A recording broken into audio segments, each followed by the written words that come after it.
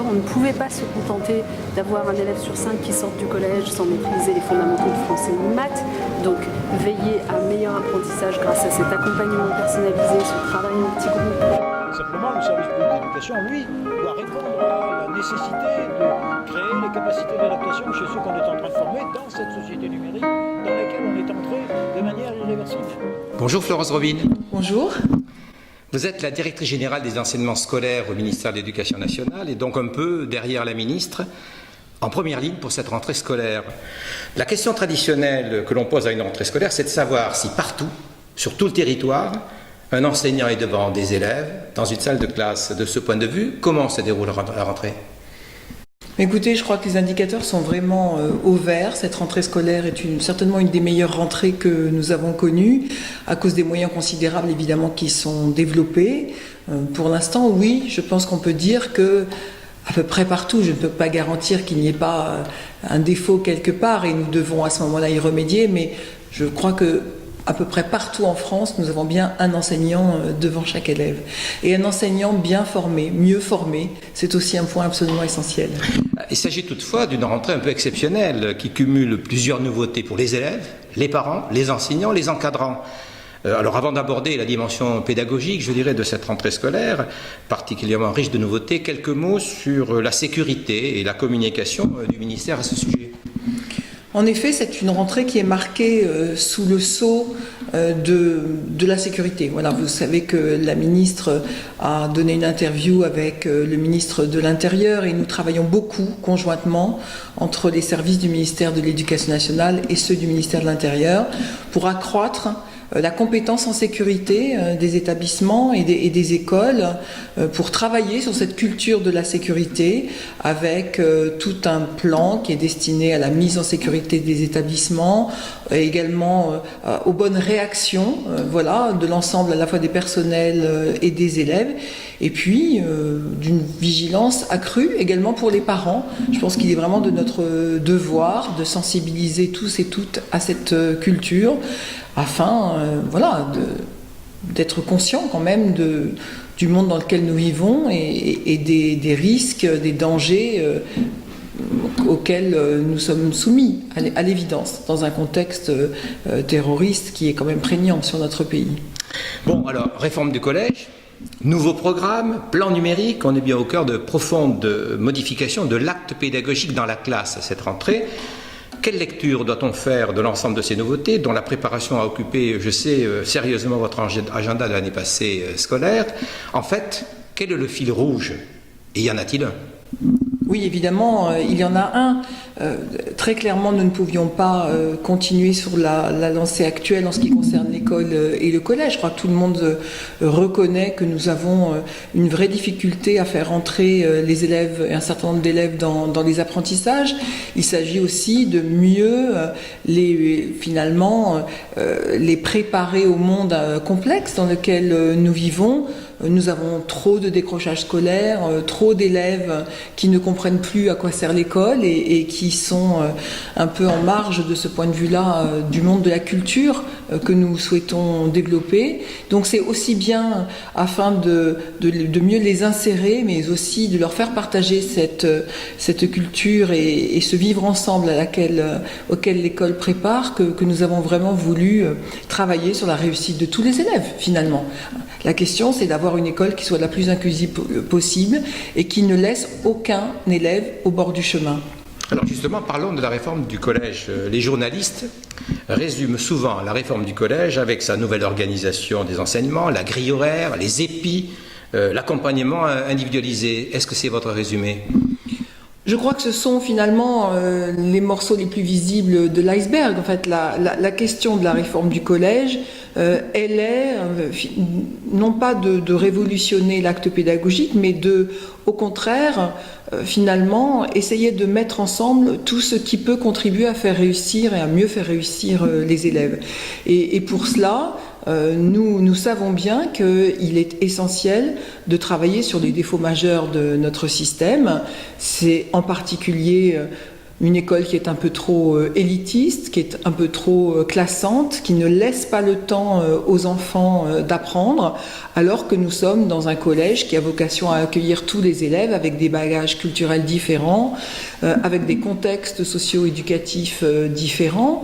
Et donc, cette école, ce collège dont on dit souvent qu'il est le creuset de la nation, alors faisons ensemble tout pour qu'effectivement les élèves apprennent mieux. Donc la question finalement importante était celle-là. Comment laisser davantage le temps aux élèves d'apprendre? Comment mieux les accompagner? Comment faire en sorte que l'évaluation soit au service de la réussite des élèves et de leurs apprentissages? Et puis, comment mieux les préparer aux compétences nécessaires pour aborder la suite de leurs études, c'est-à-dire l'entrée au lycée, quel que soit le type d'études qu'ils vont poursuivre, ou bien dans la voie de l'apprentissage, enfin de tout ce qui va les conduire finalement à leur vie de citoyens. Vous avez dit dans une réunion avec l'ensemble des recteurs votre conviction que faire l'école républicaine passe par la construction du collège unique. C'est vraiment une ligne rouge infranchissable ? Ah oui, pour moi, c'est vraiment quelque chose d'absolument essentiel, c'est-à-dire c'est la conviction absolue de l'éducabilité de tous les enfants. Pour moi, c'est vraiment le point central. Je suis absolument convaincue que tous les enfants peuvent apprendre et peuvent réussir, quel que soit le contexte dans lequel ils vivent, évidemment. Certains partent avec davantage de handicap que d'autres, et donc c'est le but et la mission essentielle du collège que de les accueillir ensemble, parce que la question du vivre ensemble et de faire société, elle se construit, nous le savons bien, particulièrement dans notre pays, à l'école. Et donc c'est bien en les éduquant ensemble que nous pouvons les faire vivre ensemble plus tard. Et évidemment, cela veut dire que pour autant, on ne doit pas nier les différences, on ne doit pas nier les différences de rythme, de culture, de bagage, etc. Et donc il faut à la fois combiner ce collège unique, c'est-à-dire ouvert à tous les enfants éduqués ensemble, et une vraie attention à chaque enfant, à chaque élève, à chaque individu, d'où cette personnalisation que j'appelle vraiment également de mes voeux. Alors, la nécessité de cohérence et de coordination de tout le levier d'action pour faire réussir tous les élèves du collège, pour vous, c'est essentiel. Mais ces leviers, c'est quoi ? Nous avons essayé de regarder en fait ce qu'il se fait dans les établissements scolaires, dans les écoles depuis de nombreuses années. Donc nous n'avons pas inventé la poudre, si je me permets de le dire. Nous n'avons pas sorti de notre chapeau des élucubrations avec des innovations qui n'auraient jamais été testées avant. Ce qui me frappe, c'est que beaucoup de choses ont déjà été faites, beaucoup de choses ont été déjà tentées, mais rarement ensemble et de manière cohérente et combinée. Regardez par exemple tout le travail que nous avons accompli autour du socle commun, le premier socle commun que nous avons travaillé en 2005 et qui, je crois, a constitué une étape extrêmement importante de l'école française, puisque pour la première fois, la nation a clairement fixé à l'école sa mission et ce que l'on attend des élèves à la fin de la scolarité obligatoire. Pour autant, on ne s'est pas vraiment donné les moyens de travailler sur le fait que les enfants n'apprennent pas à la même vitesse et, comme je l'ai dit, ne sont pas dans le même contexte, que les programmes doivent être un petit peu cohérents avec tout cela. Et donc voilà, pour moi, ces leviers, il faut les mettre, il faut vraiment les travailler, c'est-à-dire, je le redis, la temporalité des apprentissages, en s'inspirant vraiment des travaux, y compris des sciences cognitives, sur la question des apprentissages des élèves, comment les élèves apprennent, la question des programmes, est-ce que les programmes permettent véritablement d'atteindre les objectifs qui nous sont fixés par le socle commun, la question également de l'évaluation des élèves, comment construire une évaluation des élèves à l'école, au collège, je rappelle qu'on n'est pas à l'université, qui permettent de les aider à entrer dans les apprentissages et qui permettent finalement d'attester que l'on a bien à la fin obtenu les résultats que l'on attendait et non pas finalement travailler pour cette évaluation. Donc l'évaluation au service des apprentissages des élèves. C'est voilà l'ensemble de ces leviers, je crois qu'il était nécessaire d'actionner de manière cohérente en les mettant ensemble au cœur du projet. Alors, si on prend le problème de l'évaluation, mais on pourrait prendre n'importe lequel de ces leviers, de nombreux travaux de recherche, je pense aux travaux de Jean-Marc Monteil et d'autres chercheurs, alimentent l'idée selon laquelle le contexte, et en particulier celui de l'évaluation, peut contribuer à accroître l'échec scolaire. De nombreux enseignants apportent pourtant leur contribution pour une évaluation plus bienveillante, par exemple en donnant un autre statut à l'erreur, et je pense au mouvement contre la constante macabre. Pourtant, les résistances restent vives. On ne peut se cacher derrière les collèges qui avancent, dites-vous, on ne peut se cacher derrière les enseignants qui innovent, on pourrait rajouter, alors que faire ? Déjà, il faut prendre appui sur ces collèges qui avancent et sur ces enseignants qui innovent depuis déjà de nombreuses années. Et vous l'avez dit sur les recherches. Je pense d'ailleurs que c'est un des grands maux de l'école française, de ne pas suffisamment s'appuyer sur à la fois finalement les avancées qui ont été traduites dans les faits dans d'autres pays et sur la question de la recherche, que ce soit en sciences de l'éducation, en sciences cognitives, etc. etc. Pour moi, c'est un point qui est tout à fait essentiel. En ce qui concerne l'évaluation, je crois que les résistances viennent quelquefois d'une mauvaise compréhension des objectifs que nous fixons à l'école. On me dit que finalement, éviter la concurrence ou le classement des élèves, les notes ou je ne sais quoi, alors que je ne suis pas spécialement opposée à une modalité ou à une autre d'évaluation, ce n'est pas ça, c'est finalement la philosophie qui est derrière qui m'intéresse. Eh bien, refuser tout cela, c'est ne pas voir le monde tel qu'il est, c'est ne pas vouloir préparer les enfants à la concurrence et à la dureté du monde. Mais cette dureté, cette concurrence, d'abord, je crois qu'elle n'est pas inéluctable, que ce sont nous-mêmes et nos enfants qui construisent le projet de société et que la société doit être à l'image de ce que nous voulons et non pas nous conformer je veux dire de manière inéluctable à la dureté de la vie. Je pense que l'école aussi a une vocation à finalement à former les esprits peut-être autrement pour qu'ils se conduisent autrement dans la société.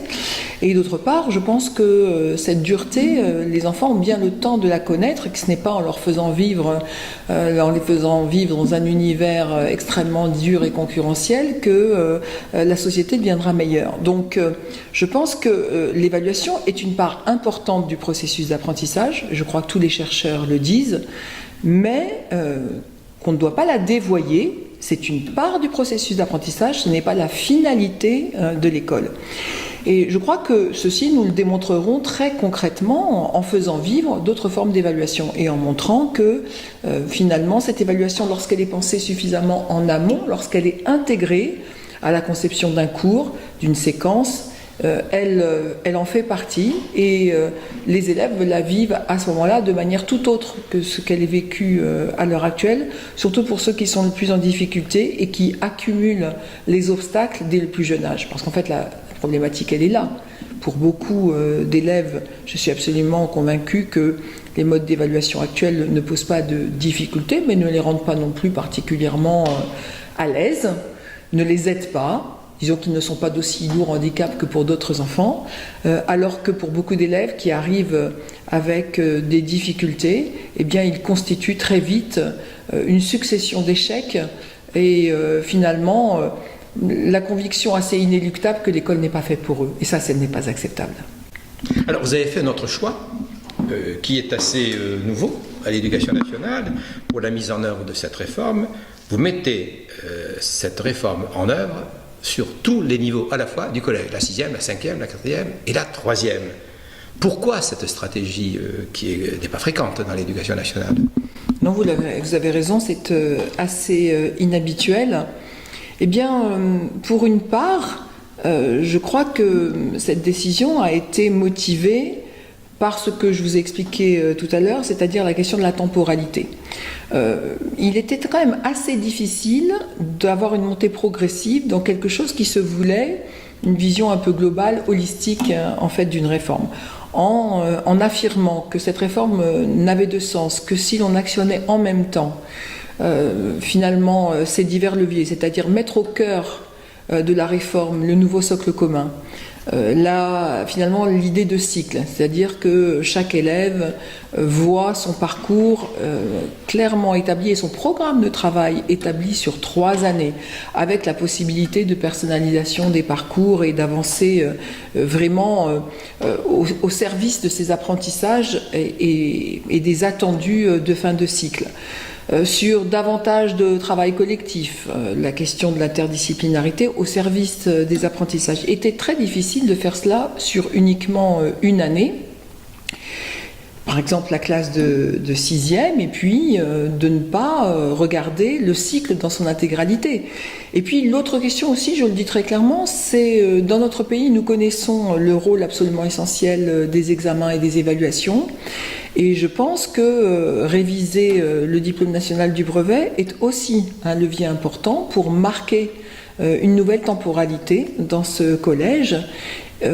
Et que de ce fait-là, il était indispensable que nous puissions aller jusqu'au brevet dès la première année. Donc voilà, le choix, après avoir mûrement pesé le pour et le contre, a été effectivement de créer un avant et un après, avec un travail approfondi de formation de tous les enseignants, et donc la volonté vraiment de structurer un travail d'équipe, un travail collectif, aussi bien d'abord des professeurs, qui sont les premiers impliqués, mais aussi des corps d'encadrement. Et pour ça, il nous a paru indispensable de faire cette réforme de manière globale ensemble.